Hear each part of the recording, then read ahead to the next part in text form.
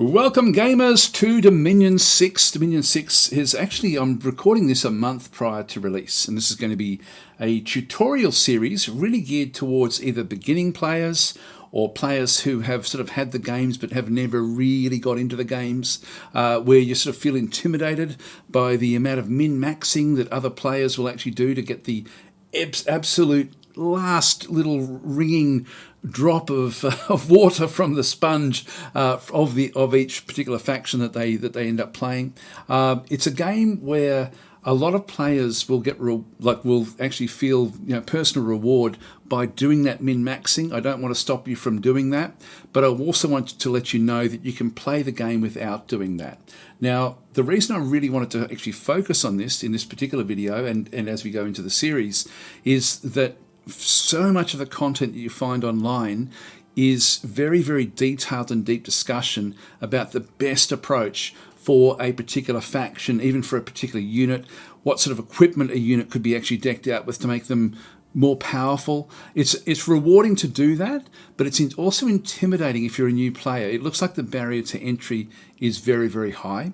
So in this series and in this video, I want to sort of show that that's really not the case. I mean, it can be if that's what you want, but it doesn't have to be. And so I think the mindset for this game is, well, first of all, to understand like the way that the game actually does work. And the reason I think one of the things with the game is what makes it so unforgiving is the fact that it's sort of a bit like a roguelike or an Iron Man mode where you don't actually have a save that you can go back to reload in if you make a mistake. I mean, there is a workaround, and I'll talk about that as well. In fact, I might do that in this episode as well. Just show you how you can, if you are wanting to load in and learn, because I find that, to be honest, save scumming for me, for most games, is one of the best ways to learn the game, where you just tweak little things and see what happens as you actually go and do them. So I'll show you that as well. In fact, I might just do that in this particular episode. So we're going to do a quick start. I'm going to show you how quickly you can get into the game. Most of a large portion of this series is actually going to be just talking about how to set up a game in detail.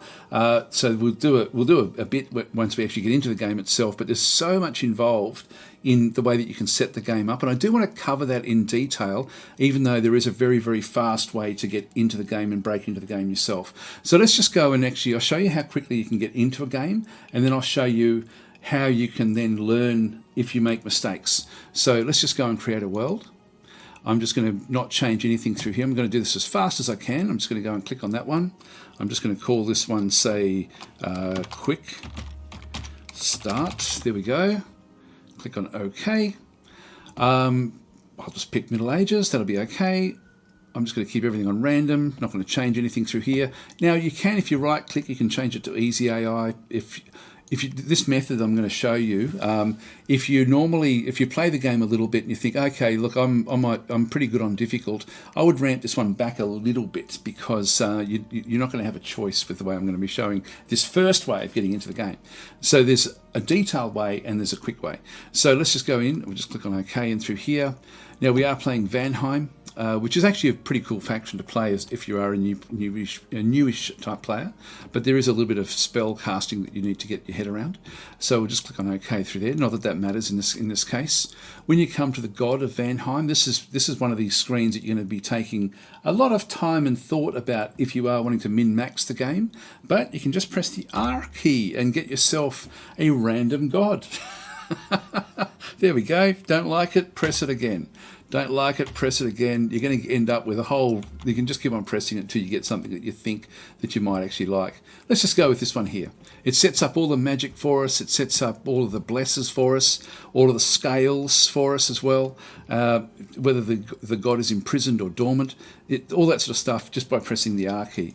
Press OK. A is actually what the god wants to be called, not a problem. All praise A. Okay, in we go, and we're into the game. So that's a very, very fast way of just getting into the game. You can, of course, mix it up and choose your own faction if you want it to. Do something crazy like that. You can tweak the settings that the random god gives you as you sort of come into it. But it is actually really, really cool the way that, it's not you don't have to agonize over those setups. But as I say, a lot of this series is going to be going through this very specific elements of starting a game. Once we're into the game, we don't have to read those different bits and pieces. Here we are at this particular location, and we're in and ready to go. Now, let's just go through it. I'll show you how to save scum. So let's actually do that one right now. So I'm in the game. I've called this one Quick Start. I'm just going to go and press Escape. I'm going to quit. Well, I can quit either with saving or save game and quit. Let's just do that one, for example. It doesn't really matter because we haven't made any moves, so we'll just go and leave it through there. In this case, before we have our turn, or when we're ready with our turn and we just want to test something out, we can then just go across into Tools and Manuals. We can go into the Open User Data Directory and then go into Saved Games. There's our Quick Start. Go into Quick Start. The thing I like to do is basically you're going to have some underscore map elements. These don't change throughout the whole of your game. Now, what this is, actually, no, I won't even bother explaining that. Actually, I'm just going to keep this really simple. What you really want to have is your turn file, but I just would grab all of these bits and pieces. They're all fairly small. So we've got like a fatherland, I think is what that one actually is.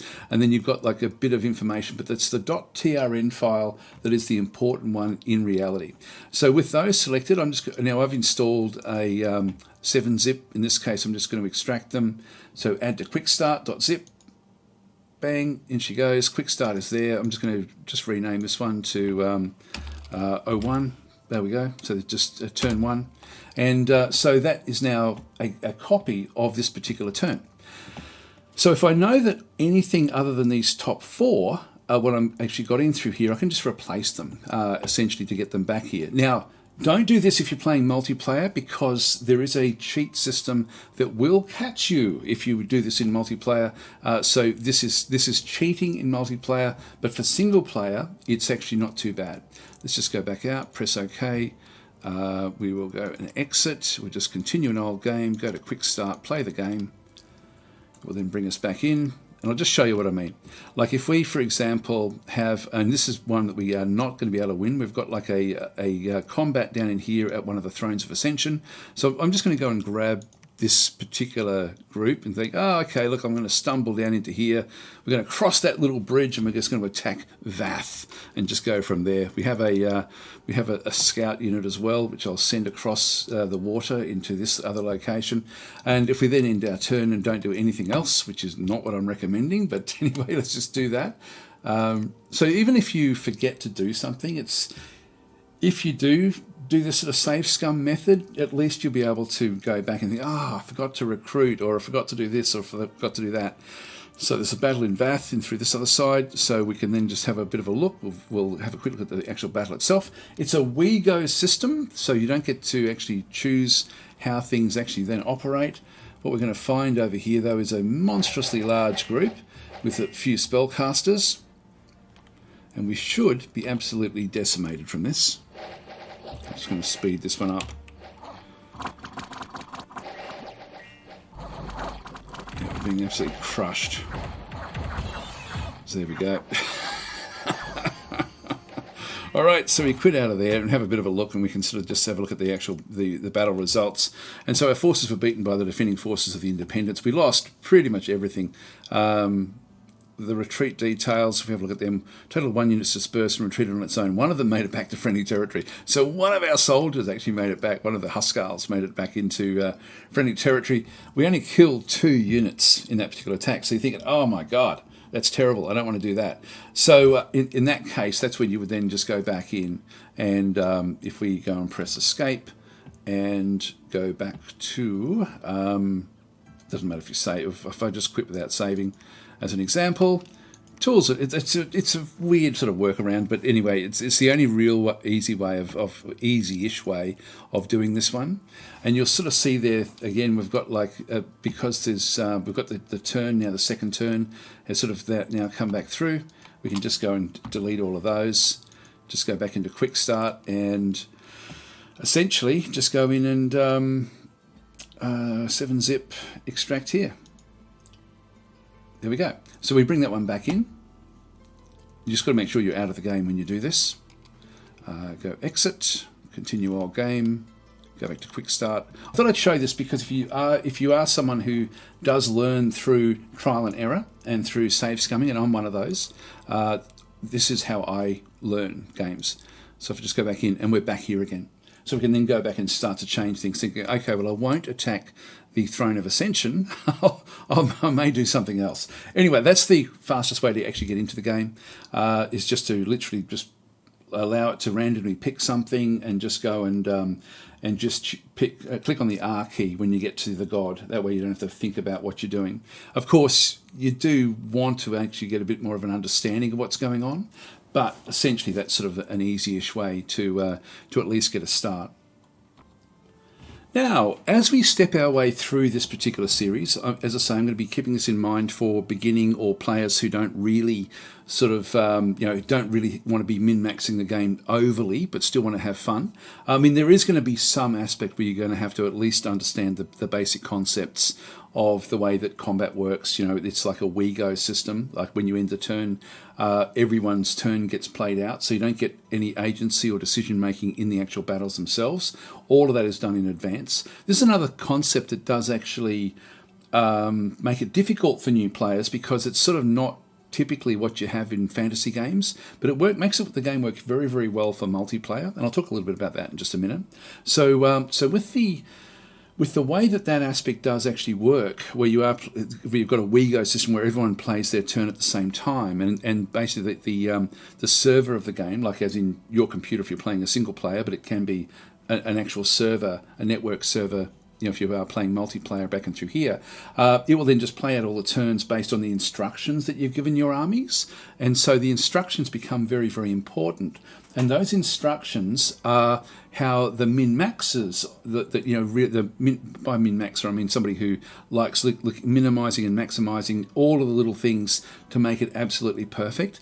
That is where they start to shine, because they actually understand, how to sort of position their forces on the battlefield, what scripting to give their mages to then cast different types of spells, and what type of spells to actually then go and cast, what types of units to build to make the best out of those sorts of things, what types of items to equip certain troops with to make them much, much more powerful when they go into battle, and to complement the spells and the positioning of their forces. It's a very intricate game, and that intricacy ultimately ends up being one of the most rewarding parts of playing the game. So even though you don't have to start the game by min-maxing, eventually, as you get used to playing a faction, and I would suggest that you don't play multiple factions initially, just try to get in the habit of just playing one to get used to it, and so that you become more familiar with it.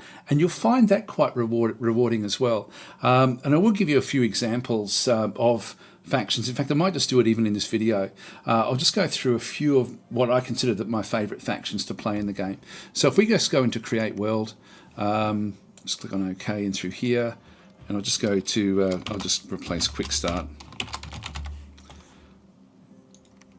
Game already exists, so we'll delete the game. Oh, I failed to delete because we've got it open in our other area. We'll just call it this one Test, and I'll replace my test games. Delete that game. Yes, we're okay with that one there.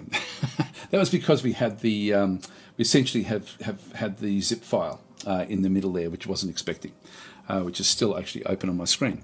So now with this one through here, I won't talk much about the ages. I'll just stick with the Middle Ages for now. But there's a few in the Middle Ages that are useful to play, are fun to play, and also in each of the other ages as well. But really, basically, the ones that I would choose if I was going to recommend them, my first recommendation is to play as Ulm, because it's really quite simple in its approach. It's got minimal magic. It does have magic. They all do, but this one, the magic is not overly powerful, and they've got very, very strong troops, so the troops are strong. Any of the giant factions largely will be fun to play as well, and so the ones, for example, like in down in which one is it, Jotunheim, these are the ice giants. There's other giants as well. There's a fair few of them sort of in through the middle through here. So Ashdod is a wasteland inhabited by giants, but some of these are more difficult. The ice giants of Jotunheim, if you're sort of thinking of the Thor movies and things like this, this is like it sort of makes sense because well, for me anyway, I've been exposed to it, so I sort of understand it. They would be, I think, amongst the easiest ones to sort of pick up and play. The others, everything plays so differently as well. It's not like it's just the same sort of approach with each faction, and all you do is you just got a different reskin, maybe a few little points of difference, but they all play incredibly differently. And this is, I think, one of the reasons this game is so replayable. Even if you kept on playing the same faction over and over and over, but chose a different god each time, and even with the gods, each god can then have exponential numbers of different settings that you can actually have on them when you set them up. So there's all these different aspects which make this such an incredible game. And as I said before, it's overwhelming if you try to min-max right from the start when you're trying to learn the game. Don't bother doing that. Just play as I said before, probably Ulm is, I think, the easiest to understand. Ulm is essentially a faction, if you just go and right-click on Ulm in through here, where it's essentially just heavily armoured troops. Very limited magic. It does have some magic, but it's a very simple faction to play. It's one-dimensional in the sense that you don't really have a lot of different ways of playing this particular faction, which again, it makes it great for learning. Makes it a little bit risky if you're going to be playing multiplayer, particularly against players who understand the game. And I will talk about multiplayer. Actually, let me just go back and do that one right now. So if we just go back out and talk about multiplayer, this will mainly be done through the network, and also the games themselves will be set up. So there's going to be like a game lobby in through here where you'll be able to then go and join certain games. But before you do that, you'll be wanting to actually go and set up and introduce yourself, and the community is fantastic, I've got to say. They're so warm and friendly, and they actually do have multiplayer games that are geared for beginning players. So they basically invite beginners to come in and actually learn the ropes, where essentially mentors will actually guide you through how to play as well. So, and there's no other game that I can think of that has got a community that does it to this extent. It's really special, and it's been like that for years and years and years. So no, it's really one of the greatest gaming communities that I've ever really come across. And everyone's, actually I was going to say everyone's respectful. No, they're not. People do get quite passionate when they're in multiplayer games, because it really is. The multiplayer games of Dominions last for literally months, not just, and this is real time, where you might be playing your turn for maybe anywhere between 10 minutes and an hour a day, if at different times, depending on the complexity of what you're doing with your turn. You get so engrossed in it. It's really, there isn't really nothing like it in terms of multiplayer. It's one of these things where I think everyone, if you do like Dominions, even if you like the single player, it's worth having a crack at a multiplayer game. But just do that through the forum connections and sort of see what, there will be games that people will be inviting people to come in and play. And so that's a great way to learn the game. So, and that's, and also to be introduced to the multiplayer community, which, as I say, is an amazing community. Anyway, guys, I sort of hope that at least allays any underlying fears about the game. It really is quite special. There's so much new things in Dominion 6 as well. Not so much to make the game easier, because Dominions 5 did a good job of explaining everything. I should also point out, by the way, without fail, the manual for the actual written manual for Dominions has consistently been the best gaming manual of any game ever. I really can't think of another gaming manual that comes close to it. Now, I haven't seen the manual for Dominion 6, but I'm sure it will be just as good as all the other ones that were there before it. It explains things very, very well. It gives good examples. It really is such a great example of how to do a gaming manual perfectly. And so I'll give it a wrap, even though I haven't actually seen it. I just know that, for so many so many versions of the series, the manual has just been second to none. Anyway, look, I will leave it here for this episode. I just wanted to give a bit of an introduction. Before I leave, a special thank you to anyone who supports the channel, whether that be through Patreon or through coffee.com, whether you get any merchandise, any of those different sorts of things. The links are all in the description. Also, a like and subscribe certainly does help me a lot with the dreaded YouTube algorithm. Thanks for watching, guys. I will catch you in the next episode.